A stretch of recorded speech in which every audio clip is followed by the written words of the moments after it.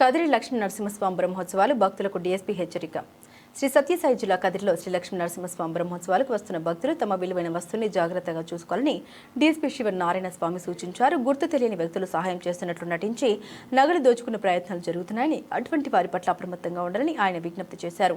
అనుమానాలు ఉంటే వెంటనే పోలీసులను సంప్రదించాలని తెలిపారు. ఈ ఘటనలు 2026 మార్చి 6న వెలుగులోకి వచ్చాయి. లక్ష్మీ నరసింహస్వామి బ్రహ్మోత్సవాల సందర్భంగా కదిరికి వచ్చే భక్తులకందరికీ కూడా పోలీసు వారి తరపున విజ్ఞప్తి ఏమనగా, చాలామంది ఈ ఉత్సవాల సందర్భంగా విలువైన సామాన్లు, సెల్ ఫోను, ఆభరణాలు ధరించి వస్తుంటారు. వారందరూ కూడా ఎవరి సామాన్లు, ఎవరు విలువైన వస్తువులు వారు బాధ్యతగా ఉంచుకోవాలి. అదేవిధంగా బంగారు ఆభరణాలు కూడా ఏదైనా మెడలో ధరిస్తే బయట కప్పుకొని జాగ్రత్తగా మెలకువతో ఉండవలసిందిగా మా తరపున విజ్ఞప్తి చేస్తున్నాం.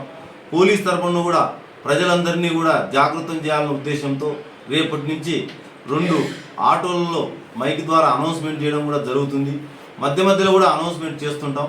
అయితే ఈ దొంగలు చాలా నైపుణ్యం గల వ్యక్తులు. ఎవరికి అనుమానం రాకుండా వారి పక్కనే వారి సహాయం చేస్తున్నట్టు నటిస్తుంటారు. తెలియని వారు ఆ విధంగా చేస్తుంటే వారి పట్ల కూడా ప్రజలు అప్రమత్తంగా ఉండి జాగ్రత్తగా ఉండాలి.